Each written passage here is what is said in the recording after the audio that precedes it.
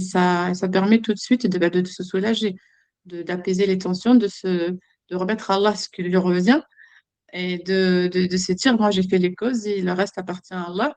Et surtout, ce qui est très important, ce que tu viens de nous partager, Lila, c'est cette confiance que tu as dans le résultat de ce que tu as fait. C'est-à-dire, c'est pas la confiance dans le résultat, c'est la confiance dans ce que Allah te donnera.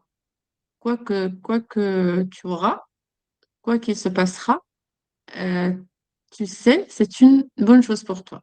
Tu sais, ce sera la meilleure issue.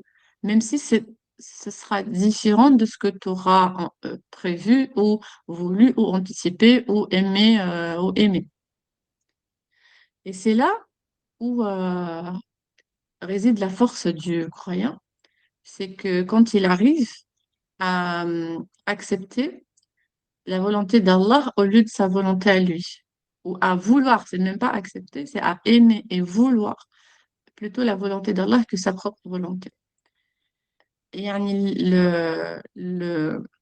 comment dire, le summum de cette foi et de ce iman, c'est de se dire, Alhamdulillah, je suis très satisfaite de ce résultat.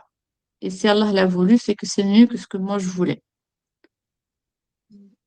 Et d'en être plutôt euh, limite content au lieu d'être déçu ou de se dire Alhamdulillah ala kulli hal, mais avec un petit amertume, un petit pincement de cœur, un petit regret, tu vois, une petite remise en question.